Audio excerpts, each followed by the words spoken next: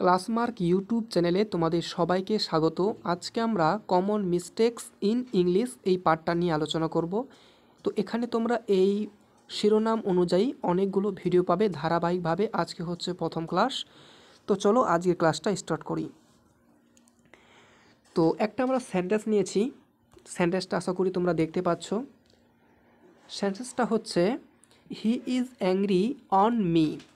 বাংলা অর্থটা দেখো, যে সে আমার উপর রাগান্বিত। তো এই বাক্যটা আসলে ভুল। এই যে আমরা মানে বাংলাটা ঠিক হলেও এই যে ইংরেজি আছে না, ইংরেজি কিন্তু গ্রামাটিক্যালি ভুল রয়েছে। তো এখানে ভুলটা আমি বললাম যে ভুল ব্যবহার হয়েছে। তো সঠিক বাক্যটা আমরা ফার্স্টে দেখে নেব। সঠিক বাক্যটা হচ্ছে he is angry with me. হ্যাঁ, তোমরা দেখতে মানে তোমরা বুঝেই গেছো যে আসলে ভুলটা কোথায়। ভুলটা হচ্ছে প্রিপোজিশনের জায়গায়।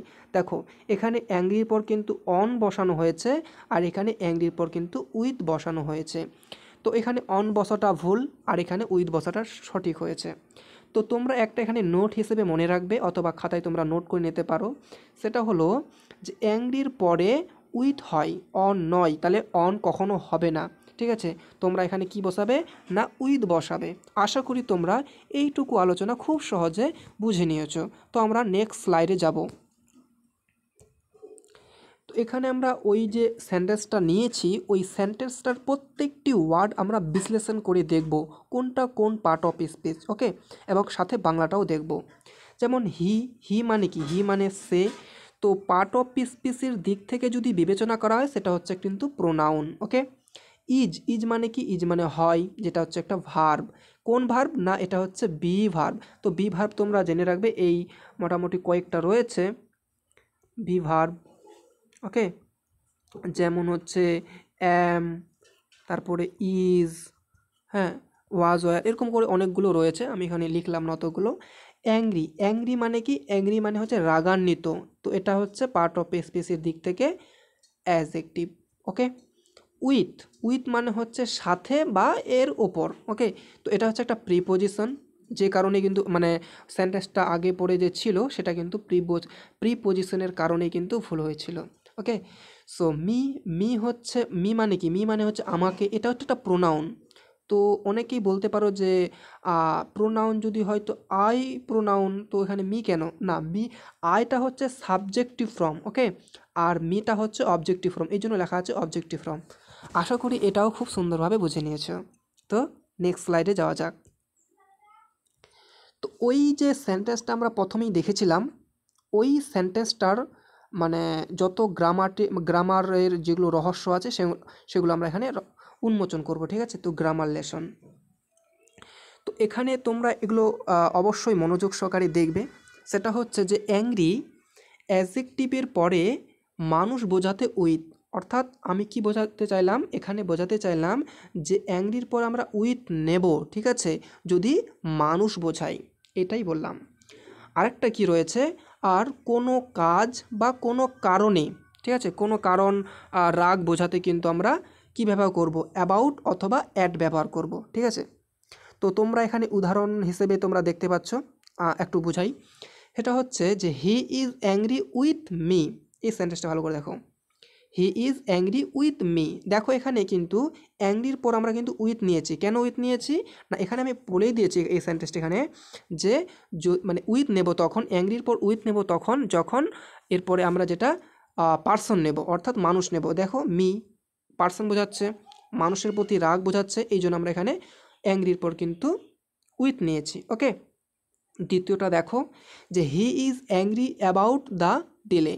তো এখানে কোনো রাগে বা কোনো কারণ মানে কারণের কিন্তু রাগ, এটা কিন্তু এখানে মানে অ্যাংরির পর কিন্তু অ্যাবাউট নিয়েছে। এখানে দেখো অ্যাবাউট না হয়েছে কী জন্য? কোনো কাজে বা কোনো কারণে, এরকম। ঠিক আছে, তারপরে দেখো he is angry at the result. ভালো করে দেখো, এখানে অ্যাবাউটও ছিল এবং কী ছিল? অ্যাটও ছিল। তো এখানে এটা কিন্তু কোনো বিষয় নিয়ে রাগ কিন্তু, হ্যাঁ, রেজাল্টের কারণে সে রাগ করেছে, এরকম। তো এখন এই অ্যাংরির পর আমরা কিন্তু অ্যাট নিয়েছি, কেন না এরপর কিন্তু একটা কোনো বিষয় নিয়ে রাগ হয়ে রয়েছে। তো এটা তোমরা শর্টকাটে কিভাবে মনে রাখবে? এতক্ষণে যা বকবক করলাম এটা শর্টকাটে তোমরা মনে রাখবে একদম এইভাবে। ঠিক আছে, দেখো যে অ্যাংরির পর আমরা উইথ নেব যদি এরপর আমরা পার্সন বসাই, অ্যাংরির পর আমরা অ্যাট নেব যদি এরপর থিং বসাই, অ্যাবাউটের মানে অ্যাংরির পর আমরা অ্যাবাউট নেব এরপর যদি রিজন বসাই। ঠিক আছে, আশা করি তোমরা বুঝেছো। তো এখান থেকে যেভাবে প্রশ্ন আসে সেটা আমরা দেখছি, সেটা হচ্ছে ফাইন দ্য ইরোর, এভাবে আসতে পারে। কি বলা আছে এখানে, he is angry on me. ভালো করে দেখো, আমি কিন্তু তোমাদের বলেছিলাম যে অ্যাংরির পর কিন্তু অন হবে না, অ্যাংরির পর এইটাই হচ্ছে মূল ভুল। ওকে, এটা হচ্ছে ভুল। তাহলে মানে সঠিক তাহলে কোনটা, অ্যাংরির পর উইথ হবে। কেননা বললাম না তোমাদেরকে যে অ্যাংরির পর উইথ হবে, কারণ এরপর আমাদের পার্সন বসেছে, তো অ্যাংরির পর উইথ হয়েছে। ওকে, তারপরে কোশ্চেনটা অন্যভাবে ঘুরিয়ে হতে পারে, ফিল ইন দ্য ব্ল্যাঙ্ক হতে পারে এরকম যে she is angry dash her friend. তো এখানে কি বসাবো, অ্যাংরির পর কি বসাবো, আমি উইথ বসাবো, কারণ এরপর কিন্তু আমার পার্সন রয়েছে। ওকে, কোশ্চেনটা এভাবেও হতে পারে, choose the correct sentence, I am angry with him. With বসানো হয়েছে এখানে, হিম যেহেতু পার্সন, তো এখানে এটাও ঠিক। ঠিক আছে, তো তুমি যদি মূল রহস্যটা বুঝে যাও না গ্রামারের, তাহলে যেভাবেই প্রশ্ন দেখ না কেন তুমি কিন্তু পেরে যাবে। তো এটাই আমরা মানে চেষ্টা করছি যাতে গ্রামারটা একদম সহজভাবে বুঝে নেওয়া যায়। তো ফাইনাল টিপস, হ্যাঁ, সেটা হচ্ছে যে ইংরেজি প্রিপোজিশন ভুল করলে কিন্তু অর্থ বদলে যায়। ঠিক আছে, আর কমেন্টে জানাও তুমি কি আগে অন লিখতে নাকি কি লিখতে, না সঠিকটাই লিখতে। ঠিক আছে, তো আজকের মতো ভিডিওটা এখানেই। তো তোমাদের সেকেন্ড ক্লাসে দেখা হবে। সরি।